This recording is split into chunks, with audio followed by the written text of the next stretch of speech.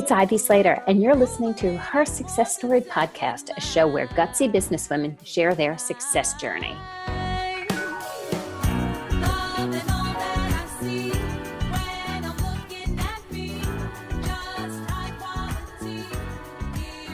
Hi, this is Ivy Slater. Welcome to today's episode of Her Success Story. I wanted to talk about something today that we have not talked about very much during Her Success Story. So I thought I'd take one of our content episodes, which is what this is today, and chat a little bit with you about it. For those of you who are fairly new to Her Success Story, our content episodes are short. I riff on a topic a little bit, share my knowledge, insight, welcome your feedback via reaching out to me via LinkedIn or at slatersuccess.com, and we get to explore. So years ago, I had partners, not in Slater Success, but in my former company, Slater Graphics, and a company before that, even that was called S&J Litho. Partnerships are interesting things to navigate and sometimes have great value in scaling a company, great value in growth of a company, and sometimes it doesn't serve the company. Over the last many years, I have worked with various clients on taking in partners, merging companies to create partnerships, and divesting of partnerships that no longer served the individuals. A couple of key things, and this is where I thought I'd get started. Very often people think of bringing in a partner when they're going to save the day for a purpose. So I'll always say, number one, and this is just very much in common business, define the benefits of the partner. Let's take this a step back. Let's define the benefits of a partnership and then define the benefits of this person as a partner. What do they bring to the table? What problems do they solve for the company that the company has, because every company has problems, issues, because that's what we solve for, as well as what advantages by bringing in a partner to the company, where opportunity sits. I was actually just having a conversation the other day at New York Tech Week with somebody who is considering bringing in a partner. And I said, what is the greatest advantage was my first question. And they said their book of business. My next question is, how does that balance out the partnership, the roles and responsibilities within the partnership? What is both of your visions? Are they aligned? Have you discussed it? Vision alignment is really key, because if you do not have the same vision, there will be obstacles. If you're looking for different things out of the companies, different ways to scale the company, at the beginning, you want alignment in that. I thought I'd talk a little bit about one of the greatest partnerships I've ever had. Let's start with the positive versus some partnerships that have not been great for me. My last partner in my printing company worked amazingly well. We worked together for 12 years. We are still best of friends. We talk several times a week about business, family, and anything and everything of its brother. But the key is, why did our partnership work? And people have asked me this, what was it about that partnership that worked, where other partnerships did not work for you? I said, honestly, our values were in alignment. We were both based on very strong family values that enabled us to then build, scale, grow the company, as well as support one another as business owners, as well as individuals, as well as family people. One of the first things I said in the printing industry is, I lived in New York and my partner did not, New York City, that is. My partner did not. And I said, I got the night press runs, go be with your family. I could pop out for an hour or two without it being a big deal. By the time you come back into the city, leave, go home, it's going to be an all-nighter. So that's silly. Let me do this. And they're like, well, I'm like, just say yes and you'll do something else. And they're like, okay. And they said, what is important to you? I said, this was when my kids were young. We negotiated our partnership when my son was about 2 and my daughter was about 5. They are now respectfully 29 and 32.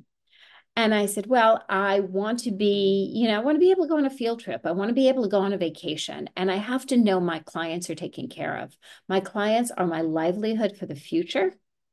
And that can leave me vulnerable if they're not taken care of. Absolutely, I got this. You plan your vacations.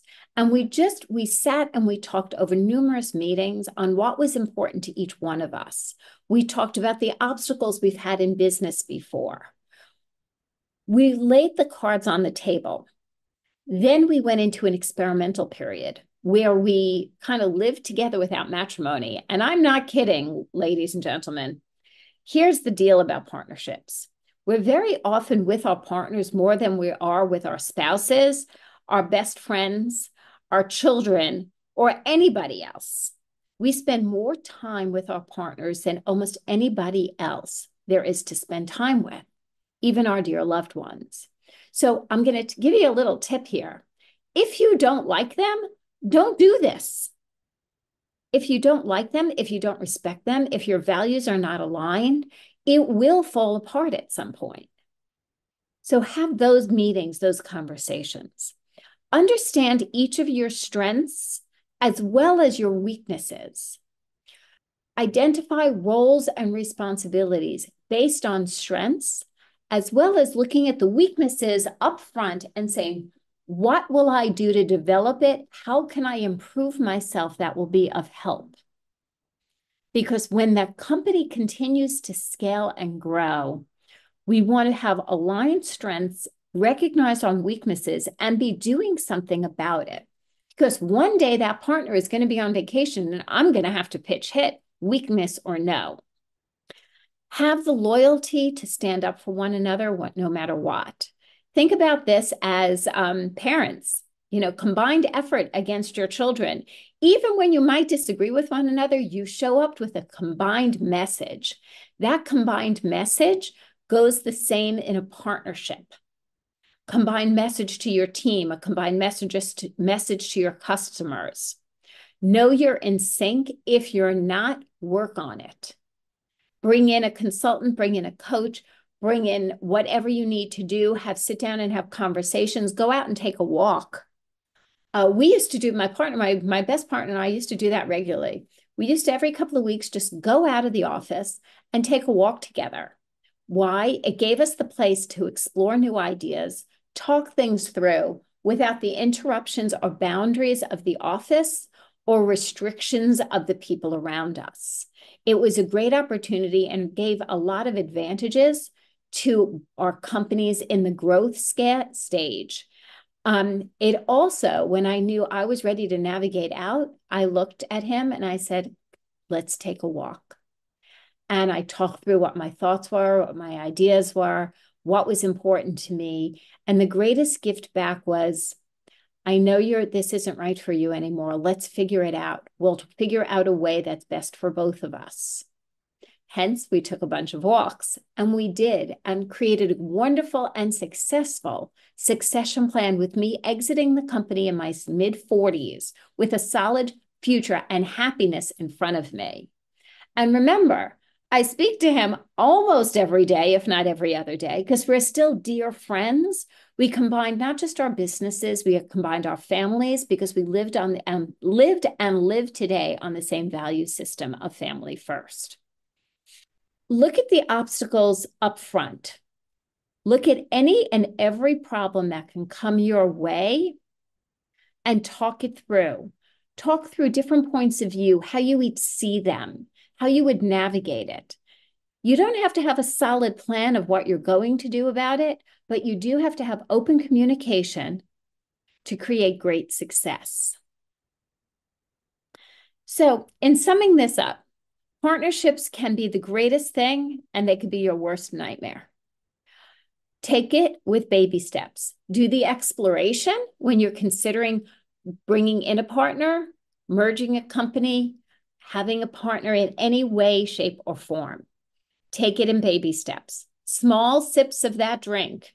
It has a powerful punch. As you take the baby steps, make sure you do the important pieces, the financial, the legal pieces, are vital when putting partners together. Open dialogue, don't wait for it, do it. Be ethical, live with integrity. And the greatest gift to a good partner is open communication and dialogue, even when the difficult conversations. Hence, my biggest piece of advice is listen. Listen with your whole self, your head, your heart, your mind.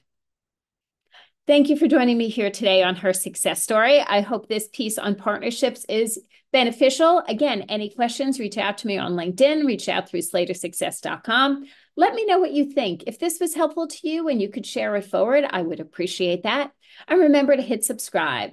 We'll see you next week on Her Success Story.